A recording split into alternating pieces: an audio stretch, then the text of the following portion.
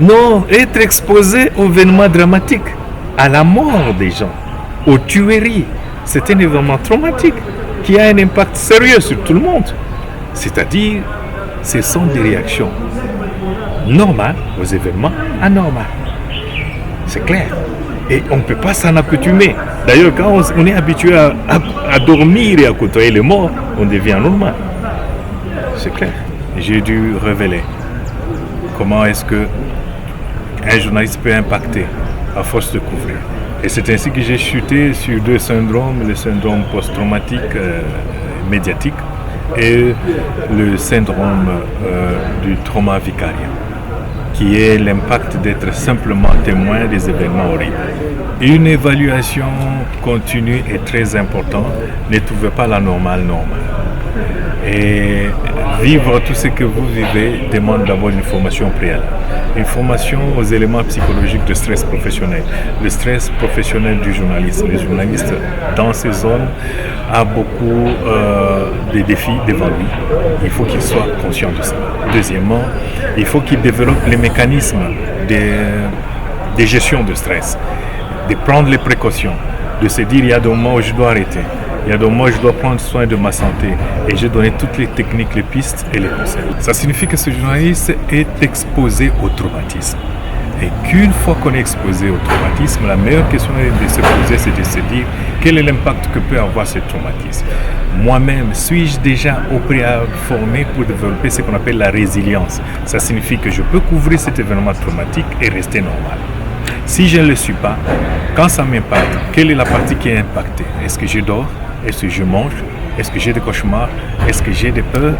Comment est-ce que je peux me faire maintenant aider? Voilà. Un événement traumatique a toujours un impact. Comment? Est-ce qu'on a développé la résilience? C'est cette capacité à rebondir. Après avoir vécu ça, toi-même comme témoin, tu n'as pas développé ce traumatisme vicarien. C'est-à-dire que tu ne fais pas les mêmes réactions qu'aurait une victime d'un événement grave. Et tous ces youtubeurs, tous ces gens qui s'hasardent à faire votre métier et qui vous volent la vedette, vous devez les recadrer. Donc les journalistes doivent être éducateurs dans les zones de combat. Être éducateur, ça a commencé d'abord par avoir une certaine déontologie. Il y a des images qu'on doit flouter, il y a des images qu'on ne doit pas montrer. Ça, c'est de un. Il y a des gens qu'on doit... qu'est-ce qu'il faut? C'est-à-dire leur donner une certaine éducation en leur disant, écoutez, les images que tu produis, les images que tu donnes, ça impacte les autres et toi-même. Et vous allez voir que cette éducation que vous pouvez vous-même faire va beaucoup aider les gens. Ça signifie que ne laissez pas un boulevard à n'importe qui de faire cela. Il y a un impact dans la société énorme. Il y a des gens qui vont être malades en restant seulement dans leur chambre avec leur téléphone. L'alcool n'est pas un aliment. Un alcool est une boisson qu'on peut prendre dans ces moments récréatifs. Certains le prennent même comme apéritif.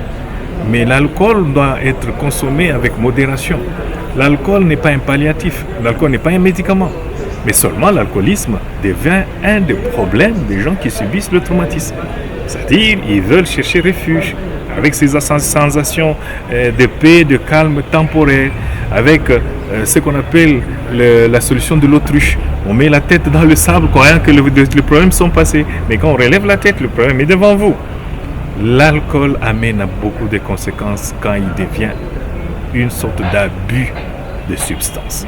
Et même les médicaments ont les mêmes effets.